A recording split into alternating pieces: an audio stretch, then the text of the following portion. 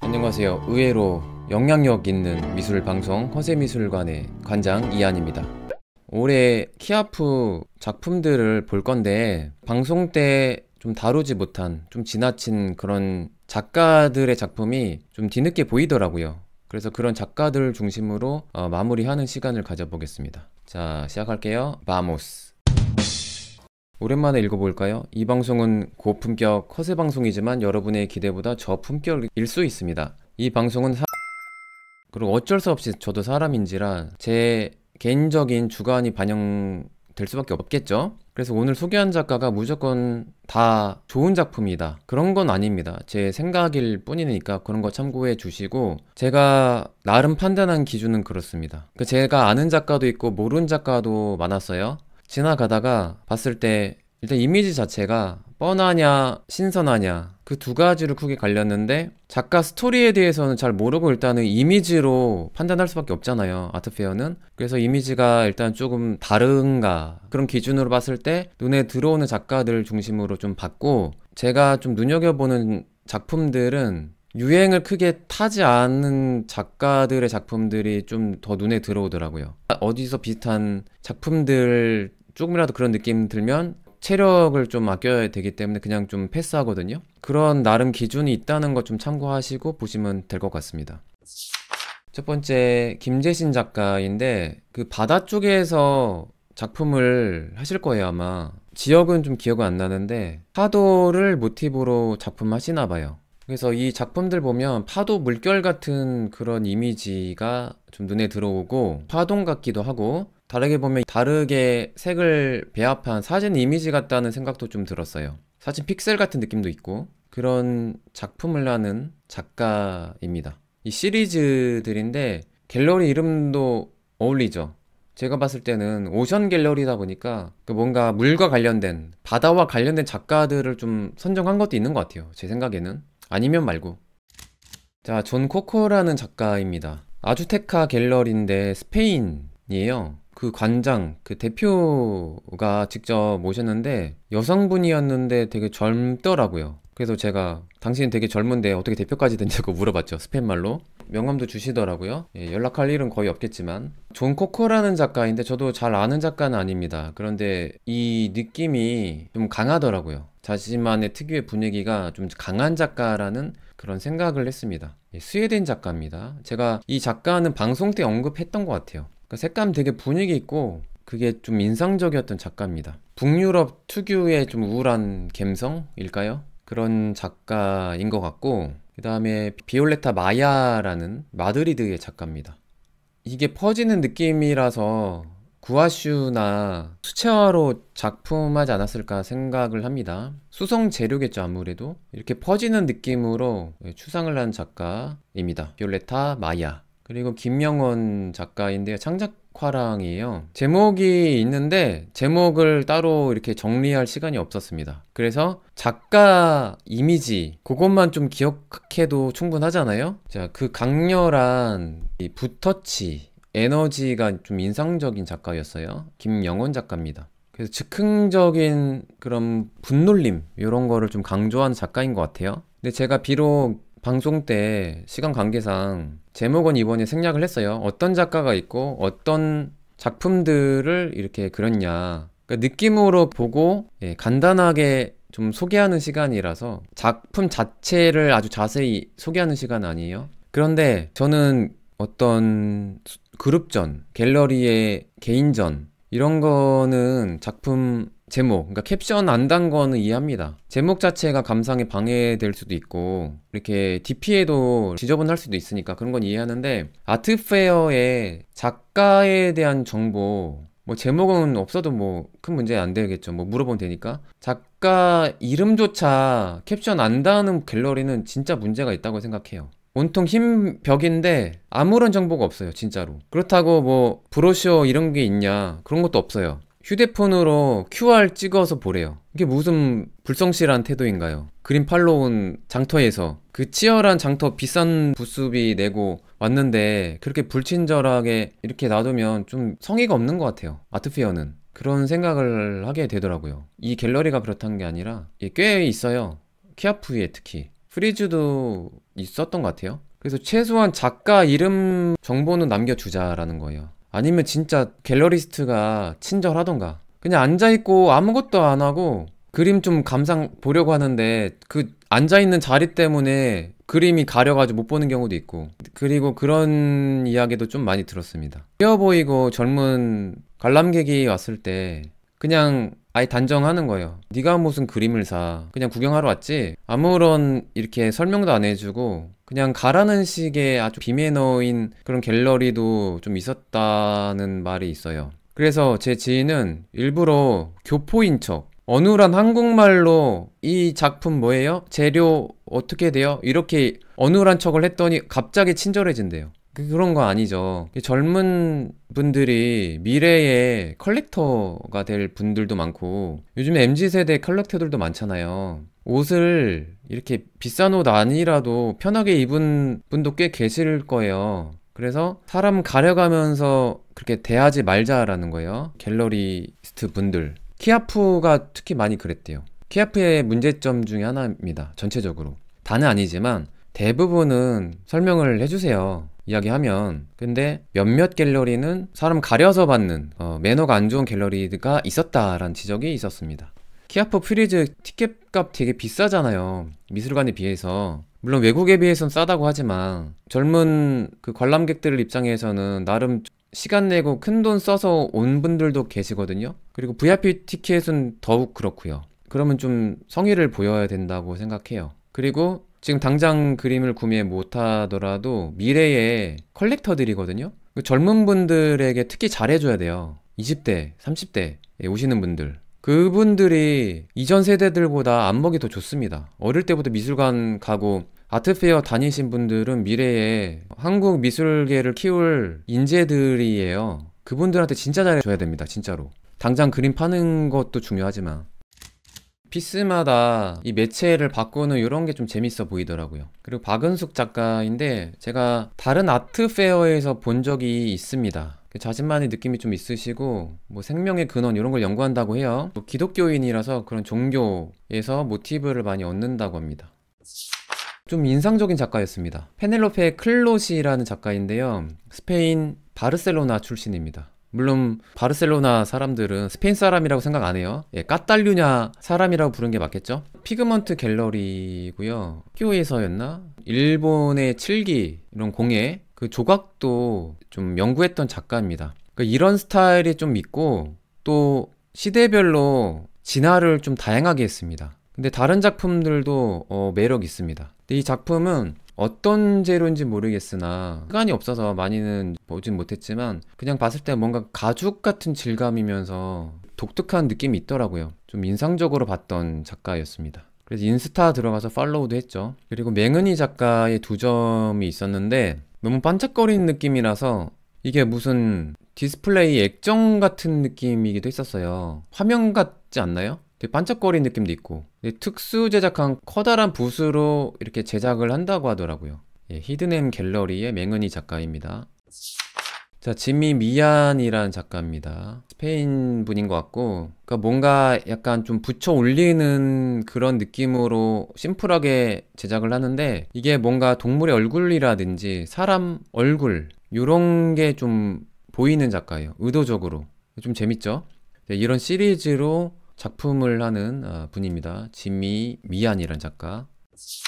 특유의 그 기법이 좀 인상적인 작가였거든요. 임만혁 작가입니다. 작가만의 일러스트 느낌도 있고 귀여운 느낌도 있고 근데 전체적인 모티브가 개인전도 여러 번 하신 것 같은데 가족이 전체적인 주제라고 합니다. 가족들과 함께 행복한 여행을 가는 그리고 항상 동물들과 함께해요. 그런 행복한 가족의 분위기로 작품을 하는 그런 분입니다. 약간 드로잉식인데 목탄으로 스케치를 하고 약간의 이제 담채식으로 한국화로 이렇게 올리는 그런 기법으로 작품을 하는 것 같더라고요. 청화랑입니다.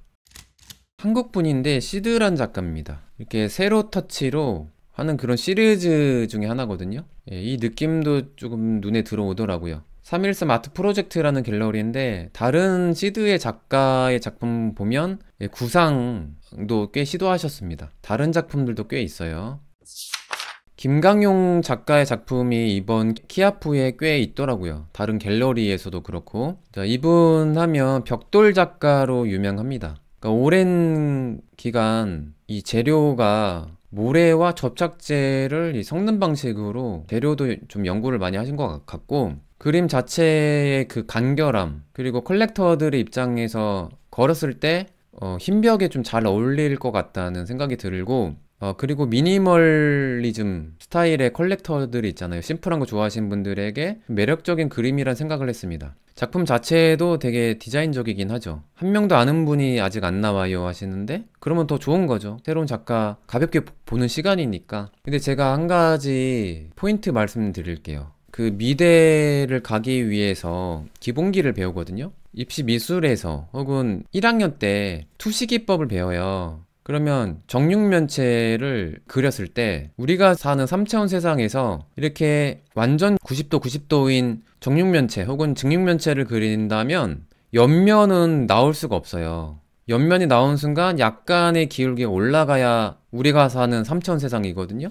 그러니까 이 김강용 작가가 벽돌을 그릴 때 약간 불규칙한 스타일의 벽돌 시리즈도 있지만, 최근의 시리즈 보면 완전 정면인데 옆면만 이렇게 보이는 이런 스타일로 제작을 하거든요. 실제로는 이게 불가능한 구조예요. 그러니까 실제와 이미지와의 그 관계, 이런 거를 좀 생각하게 되더라고요. 이게 진짜 같은 약간의 극사실주의적인 느낌도 있잖아요. 하지만 이게 실제로는 있을 수 없는 걸 그렸다라는 거죠. 테트리스 같은 조형 정면에서 보세요. 실제 이게 불가능합니다. 이 정면이 나오면 옆면은 나올 수가 없어요. 그래서 그런 거 보는 게 전부가 아니다. 눈이라는 게 색채도 솔직히 왜곡될 수 있고 고유한 색채는 없잖아요. 빛에 따라 항상 색깔은 바뀌고, 그러니까. 그리고 우리가 보는 이 눈도 우리가 달린 눈의 구조에 의해서 그 한계점만 보는 거잖아요. 그런 거를 좀 생각하게 만드는 작품이지 않을까. 이런 거 진짜 미니멀리즘 스타일이죠. 진짜 심플한 느낌.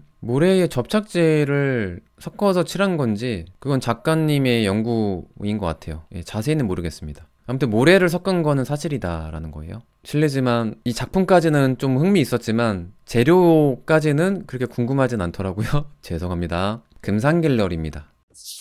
자, 오동훈 작가이고 이전에 다른 아트페어에서 좀 봤던 작가였어요. 그리고 이번 키아프 전시 홍보 자료에도 이 작가의 이 이미지가 좀 많이 나왔던 것 같아요. 근데 이 오동훈 작가는 동그라미가 이렇게 모여서 다른 조형물이 되는 사람 혹은 동물 같은 거를 좀 만들어요. 근데 이게 거품 모양이래요. 거품을 모티브로 제작을 한다고 합니다. 역시 금산갤러리고.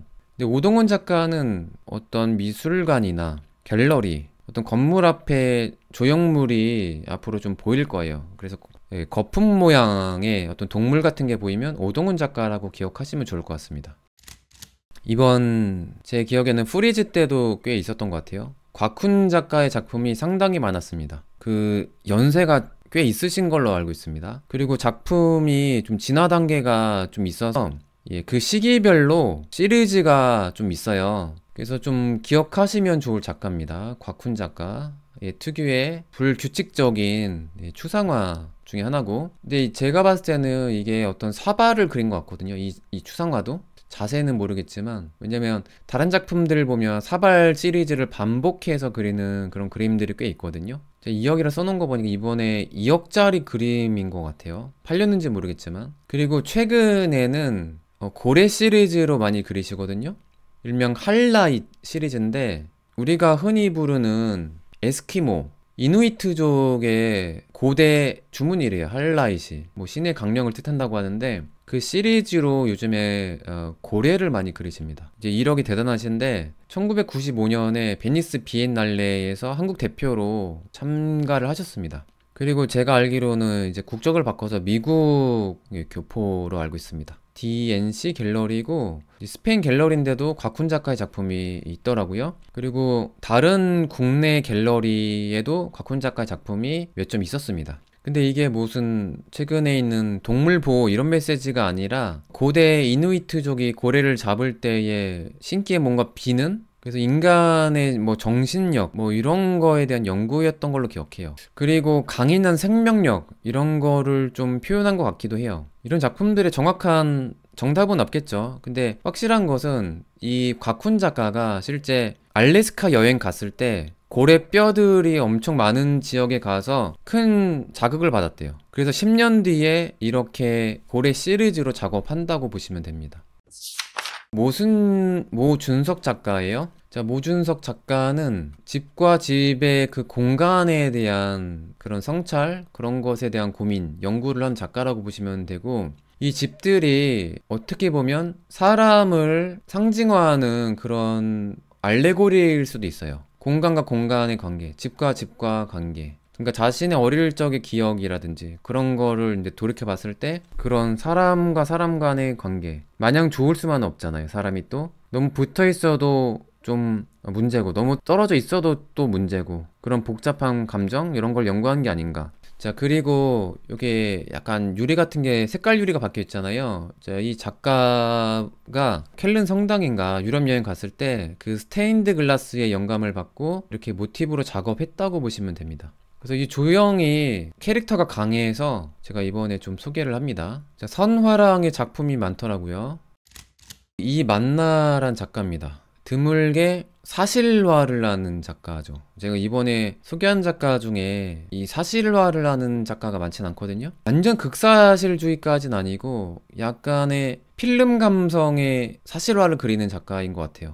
근데 이분은 일상에서 보는 풍경을 이렇게 포착하고 그것에 대한 낯설음 이런 거를 다시 한번 보게 하는 그 키워드가 일상 풍경 낯섦이라고 보시면 돼요. 사진 같다는 그래서 약간 필름 감성이라고 제가 말씀드렸고 그렇게 따지면 약간 극사실주의 작가라고도 분류할 수 있으나 근데 극사실주의 작가는 더 사진처럼 그리거든요. 근데 그게 뭐 좋다 나쁘다 이런 건 아니고 예, 그렇다는 거죠. 마리아 크루즈란 작가입니다. 예, 필리핀 작가인데 자세히는 모르겠으나 아마도 홍수가 난 뒤에 그 일상적인 모습을 그린 게 아닌가. 그러니까 사실주의죠. 제가 아까는 이게 사실화라 그랬잖아요. 근데 사실주의라고는 얘기 안 했어요. 왜냐면 사실주의는 주제의식을 말하는 거거든요. 그러니까 필리핀 사람들이 사는 일상, 현실 문제를 보여주는 걸 수도 있어요. 그러면 좀 확장되지 않나요? 세계가 기후 위기에 있으니까 이게 또 남일은 아니잖아요. 이거는 이제 극사실주의에 포함시켜도 되는 작가인 것 같아요. 이게 물 반사되는 이런 느낌까지 너무 자세히 그렸습니다. 근데 또 이렇게 각진 느낌은 또 작가만의 특유의 기법인 것 같아요. 정원의 고뇌는 제목인지는 모르겠어요. 제가 한 달 전에 작품 미리 방송하려고 준비 중이었거든요. 키아프 끝나고 일주일 뒤에 정리 방송 한번 해야지 했는데 지금 한 달 뒤에 하고 있습니다. 그간 좀 일이 많아서. 이분은 파독 간호사 출신이거든요. 그래서 독일에서 아예 활동을 하시는 걸로 알고 있어요. 그래서 추상화뿐만 아니라 다른 작품도 꽤 많은데 작가 특유의 밝은 분위기? 유쾌함? 이런 게 좀 느껴지더라고요. 아니나 다를까 작가님 검색해보니까 웃는 사진이 꽤 많더라고요. 그런 거 보면 작품은 작가분들의 약간 자화상 같아요. 성격이 나옵니다. 성향이 나오고 되게 신기하죠. 가슴이 노은 같다고 하셨네요. 노은님이란 작가님입니다. 근데 이름의 끝에 님자 들어가면 되게 좋은 이름 아닌가요? 사람들이 알아서 높여주는 대접받는 느낌일 것 같아요. 자, 가나아트입니다. 가나아트. 특유의 밝은 분위기가 매력있는 작가입니다. 자, 차종태 작가고요. 표 갤러리입니다. 이 특유의 그 레이어를 이렇게 올리는 그런 느낌으로 작업한 작가님입니다. 천이 구겨져 있는 그런 느낌 같기도 하고 파도 같기도 하고 이런 건 좀 감상하기 나름인 것 같아요. 차종태 작가였고요. 자, 그 다음에 김윤신 작가인데 제가 서울 시립미술관 남서울관에서 되게 인상 깊게 봤던 작가님이거든요. 작품 스타일이 되게 그 확고합니다. 그 색깔이 되게 강한 분인데 그 회화도 이렇게 조각이랑 느낌이 비슷하게 가요. 근데 아무래도 김윤신 작가면 조각이 더 유명합니다. 그 남미, 멕시코 같은 나라에서 많은 그 모티브를 얻었거든요. 실제 거기서도 작업을 많이 하셨고, 그리고 작가 인터뷰에서도 그 작가 마인드가 되게 좋은 분이세요. 예, 찐 작가다. 혹시 컬렉터 분 계시면 이분 추천합니다. 아, 근데 오늘 작가들 뭐 전체적으로 다 추천해요. 근데 제가 자세히 알진 못하니까 다른 분들. 근데 이분은 그 인터뷰 봤을 때, 아, 진짜 마인드가 진짜 작가님이구나. 그런 게 진짜 느껴졌던 분이라서. 지금 보니까 이번 시리즈가 그 멕시코 같은 사막의 선인장 같은 느낌이네요. 지금 보니까 그런 생각이 듭니다. 실제 그런 느낌으로 작업했는지 모르겠지만 공작새 같다고 하시고 그럴 수도 있죠.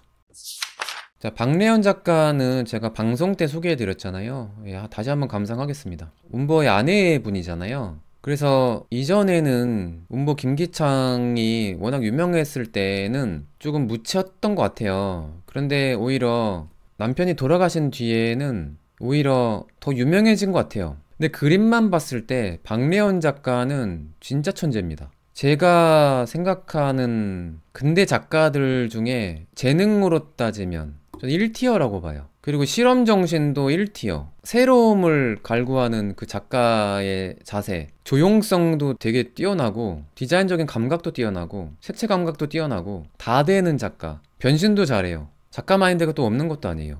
역대급 재능이라고 생각합니다, 저는.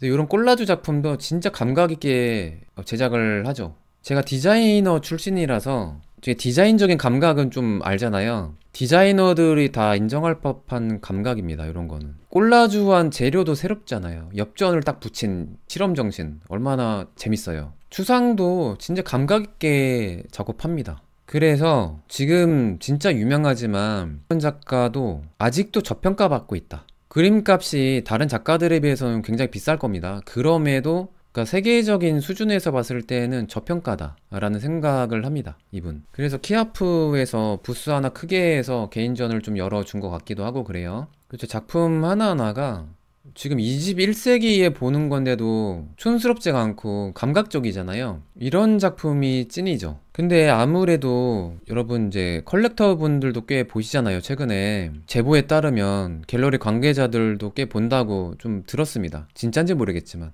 그림 소장이라는 게 그런 게 있잖아요. 잠깐 소장한 다음에 빨리 되팔 거면 트렌드 되게 중요하겠죠. 뜨는 그림들, 국제적으로 뭐가 뜨는지, 요즘 핫 이슈, 대세인 작가들. 근데 진짜 찐 컬렉터들은 바로 안 팔고 오래 묵혀놓고 그림에 대한 좀 애정도 있고 애착도 있고 잘 안 팔잖아요. 제가 말씀드리고 싶은 게 뭐냐면 이 미술품이란 것 자체가 가치가 있으려면 오랜 기간 동안 시장에 변동 없이 오래 가야 좋은 작품 아닌가요? 예, 그래서 저는 프리즈 아트바젤도 그렇고 국제적인 아트페어 보는 의미, 트렌드 분석하려고 이런 얘기 하잖아요. 저는 트렌드 분석 좋은데 트렌드 휘말리지 않을 목적으로 봐야 된다고 봐요. 작가분들은.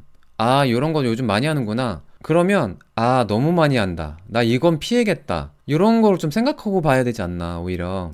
요즘 제일 많이 한 게 뭐예요? 항아리 진짜 너무 지겹도록 보이잖아요. 항아리 이제 그만해야죠. 김한기 화백도 이미 너무 캐릭터가 강해요. 달 항아리, 백자 이런 거. 근데 뭐 좀 유명하다 하면 다 따라하는 그런 한국의 특성이 있는 것 같아요. 그런 건 피해야 된다라는 거예요. 트렌드 휘말리면 안 된다. 너무. 근데 작가의 작품 이 색깔이 너무 강한데 약간 국제적인 흐름이 이렇다. 그때 약간 기법이라든지 재료 같은 거 그런 거를 좀 트렌드에 맞게 하는 건 그거 나쁘지 않다고 봐요. 근데 그게 10년 뒤, 30년 뒤, 50년 뒤, 100년 뒤 봤을 때 촌스럽고 낡은 게 되지 않을까, 구닥다리처럼 보이지 않을까, 그런 거 좀 자기 비판을 하면서 봐야 되지 않나, 작업해야 되지 않나, 그런 생각을 하게 됩니다. 그렇죠. 오래된 친구 만날 생각으로 작품 소장하는 게 좋지 않을까요? 예, 입양하는 기분으로 작품 사시면 되지 않을까요?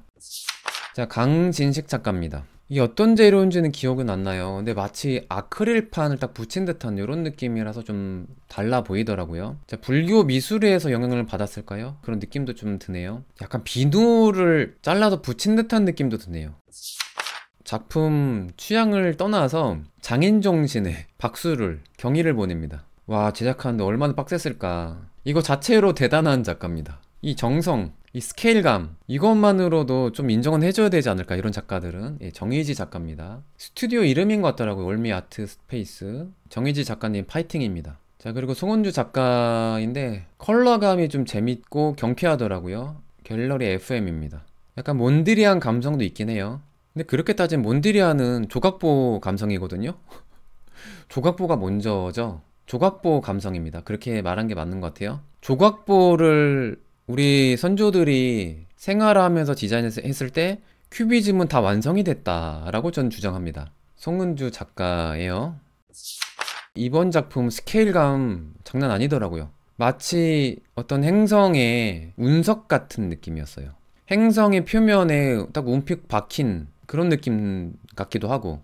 정광영 작가인데 그 베니스 비엔날레에 참여하셨던 그런 작가님이고, 제 생각에는 작가 이력 중에 작품값을 엄청 급상승시키는 아주 귀한 이력이 베니스 비엔날레가 아닌가, 저는 그런 생각을 합니다. 근데 이분이 어릴 때 그 약방을 하셨대요. 할아버지인가? 옛날 약방 가면 그 한약 따를 때 이 한지 같은 데 싸서 주잖아요. 그래서 약방에 그 봉다리 그런 걸 모티브로 이렇게 제작했다고 보시면 됩니다. 이게 또 해외에서도 꽤 주목을 받고 매우 잘 나가는 작가님입니다. 키예프에서 크게 있었습니다. 엄청 큰 스케일의 작품을 이번에 출품하셨어요.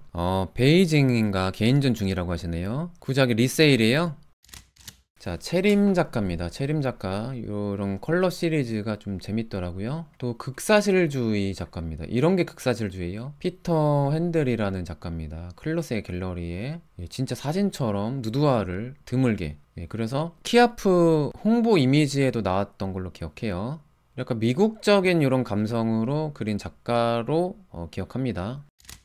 자, 캐스퍼 강이라는 작가입니다. 그 한지로 기억하는데 끝에 르프로 달궈서 이런 특유의 느낌이 있더라고요. 그리고 한지로 약간 십자가 모양도 있고 유행을 안 타는 스타일이다 라는 생각을 했습니다. 캐스퍼 강이라는 작가입니다. 캐스퍼 강 작가 불 달군 거 재밌지 않나요?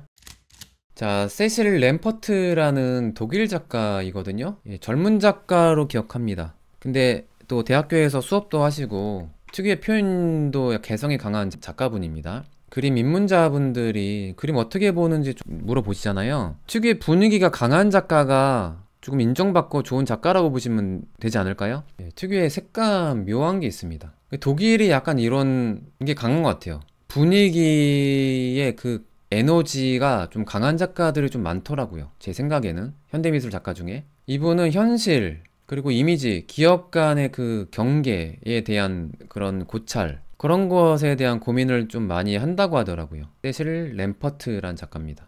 근데 한국 갤러리거든요. IAH? 많이 알려지진 않은 것 같은데 부산에도 있더라고요. 근데 그런데도 해외에 그 작가에 대한 그 서치를 좀 많이 잘 하신 것 같아요. 이런 작가들을 국내 아트페어 소개하는 것도 좋은 의미라고 봅니다. 그래서 이 IAH 갤러리가 어떤 갤러리길래 왜 이런 작가를 소개했지 궁금했는데 한국 갤러리라서 좀 눈여겨봤습니다. 특유의 우울한 감성도 있죠. 자, 그리고 일본 작가입니다. 에리카 나카라는 작가인데 뭔가 찢어진 파편 같은 이런 느낌이 좀 인상적인 작가인데, 근데 그 모티브는 되게 현대적인 이 팝적인 감성을, 그러니까 요즘 시대의 팝적인 감성을 담고 있는 작가더라고요. 이런 이미지도 그렇고 대중 이미지에서 느껴지는, 그렇게 따지면 네오팝 작가로 분류할 수 있겠네요. 근데 너무 캐릭터 위주의 블링블링한 그런 이미지 작가들하고 좀 다르게 보이더라고요. 근데 마띠에이르랑 작가 특유의 기법이 색깔이 강해서 눈에 들어오는 작가입니다. 료 코이즈미라는 작가입니다. 가운데에서 딱 퍼지는 강렬한 느낌, 스케일도 꽤 컸던 걸로 기억합니다. 시리즈 작품이에요. 뭔지는 모르겠으나 되게 강렬함이 느껴지는 작가라는 생각을 했습니다. 이번 키아프 때 지금 방송에서 솔직히 소개할 급은 아니긴 해요. 너무 유명한 작가라서 프리즈 마스터에 있어야 할 작가인데, 솔직히 이번에 프리즈의 마스터 전시 작가들 작품이 좀 약했거든요. 오히려 키아프 때 왜 이 그림이 키아프에 있지라는 생각이 든 작품이 꽤 있었어요. 오히려 프리지에서는 마스터의 해외 갤러리에서 일반 미술 입문자라든지 감상자들이 좋아할 법한 20세기 거장들 작품이 왜 드릉밖에 없지라는 생각이 좀 들었는데, 키아프에서는 유명한 네임드가 있는 작가의 완성도 있는 작품이 더 눈에 들어왔다고 생각해요. 아무튼 베르나르 부페라는 유명한 작가입니다. 20세기 교과서급이죠, 이런 분은. 자, 피에르 카시뇰이라는 작가. 이 작가도 특유의 느낌이 좀 있거든요. 작가의 분위기, 작가의 색깔이 좀 강한 분입니다. 이분도 교과서급이고, 그런 건 있어요. 피카소의 청색시대, 장미시대 때의 작품과 좀 유사한 점이 있다고 생각해요. 그래서 저는 만약에 이 그림을 피카소 그림이라고 해도 좀 믿을 것 같아요. 아무튼 피에르 카시뇰이라는 마스터급 유명한 작가 분입니다. 매력 있어요. 자, 여기까지 하고 인사드릴게요. 끝까지 방송을 잘 들어주셔서 감사합니다. 저는 허세미술관의 관장 이한이었습니다. 아스타 루에고 부에나스 노체스. 여러분 굿밤 되세요.